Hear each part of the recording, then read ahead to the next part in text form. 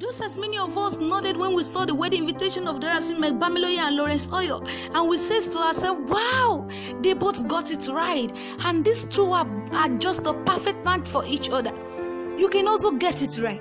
As a sister, as a brother, admiring them, you can also get it right and get your own perfect match according to the will of God. And many of us are waiting, we are anticipating them to come and tell us how they met, to come and share their experiences with us. But there are definitely some things they will not even remember to mention by the time they come to tell us, because the joy of being together would have overwhelmed their hearts. And that is what I'm going to be doing in this video. In other words, I'm going to be revealing to us 5 basic things that you must do as a single brother, as a single sister, while waiting for that admirable, perfect will of God for you. And I'm sure these are part of what's helped both of them.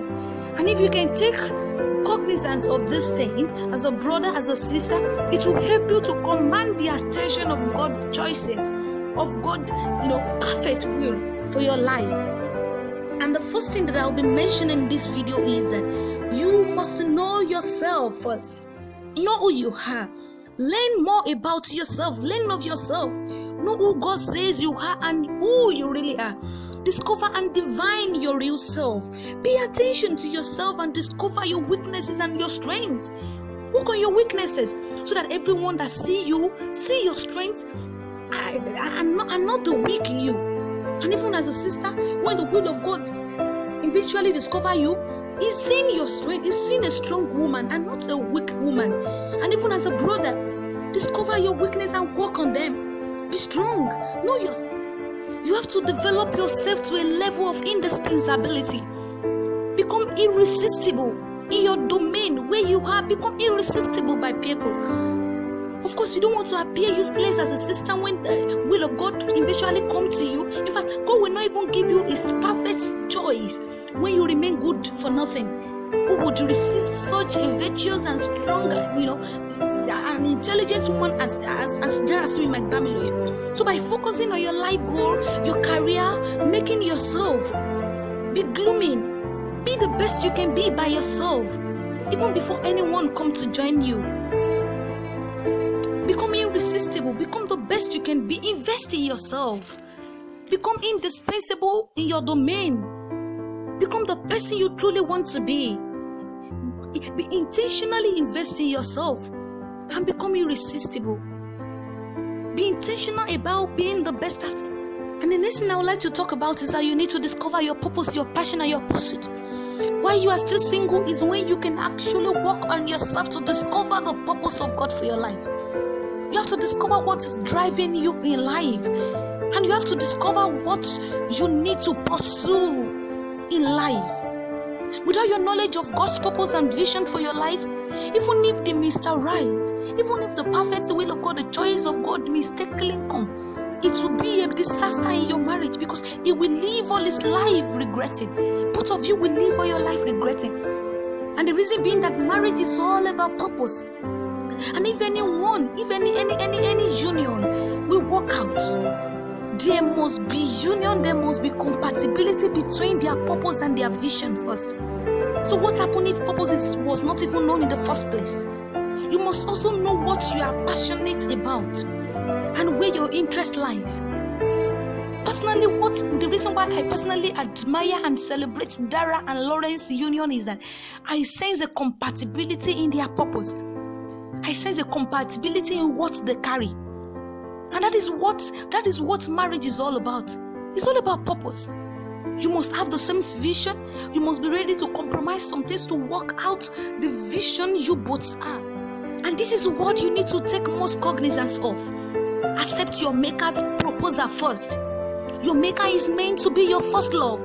Develop a strong and sound relationship with him, with Jesus. Because you don't know the future, but he do. He knows the end from the beginning. He knows the end of that man. He knows the end of that woman, even right from the beginning. I used to say there is 95% assurance of you missing it if you don't have an established relationship, an established communication with God. Because even by the time the right person will be coming to you, you will not stop comparing him or her with Lawrence Oyor and Dara Oyor. You will not stop if you don't have this, established relationship with God. But your spiritual discernment and your sensitivity to God in prayer will save you from rejecting the right person, even when it comes as my Bamiloye or as Baba Adeboye, who had nothing at first, but they eventually became the best man that a wife and every other woman ever desire to have. So you must be able to identify God's voice and build your sensitivity to his instruction. If you are not able to maintain good relationship with God, then your relationship with whoever you desire to be with will be a disaster, will be a crisis.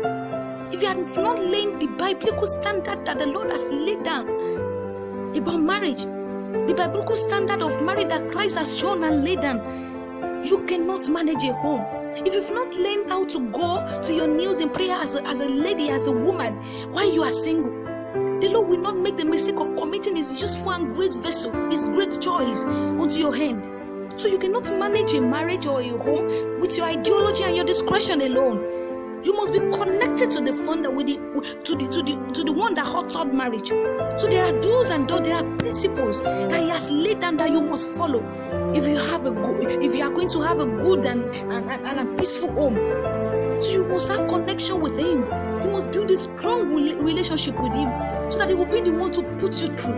You must put Him as the driving seat in the vehicle of your marriage. So that you must put Him in the boat of your marriage, so that He will be able to calm every storm, because there will definitely be storm. But if you don't have a relationship with Him, how will you invite Him to calm the storm when it arises? And the last but not the least that I'll be mentioning is that you have to be wise and be knowledgeable. You have to be intentional about getting knowledge, about acquiring knowledge. The Bible said, in all that get wisdom. You must learn to invest in yourself intentionally. How many books have you bought intentionally by yourself and you have studied? Have you ever learned from any family intentionally to know what it's like to manage a home as a man, even as a woman? You have to maximize your time to improve your life world. You have to be productive. You have to, maximize your potential. Prepare yourself so that you won't be inferior even when it eventually comes. Prepare yourself so that you will meet the standard of that virtuous woman that deserves that great vessel, that deserves that great choice of God. Widen your scope. Spread your tentacles. Do not limit yourself. Learn about things you think you need to know about. Meditate on the word of God. Study the principle of marriage that God has laid down. Study the word of God and get acquainted to the things of God. Work for God. Love God. Be knowledgeable. Be wise enough to know that you need to take God first in your life. You need to put God first in everything you do. Learn to pray to God. Learn to go to God in prayer whenever there's any challenges, so that by the time you get to marriage, you won't be running etasketa when there are storms. And you have to snap out of this thing.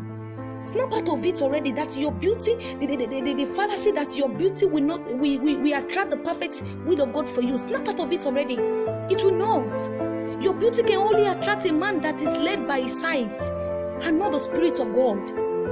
A man that is led by the Spirit of God will not be attracted, will not come to you just because you are beautiful. And also another thing you have to snap out of is that your background is not able to determine whether or not you will marry the right man. But your ability to take up the responsibility that is expected of you, your ability to discover what you are supposed to do and do it, is what determines where you are heading to, even in every aspect of your life.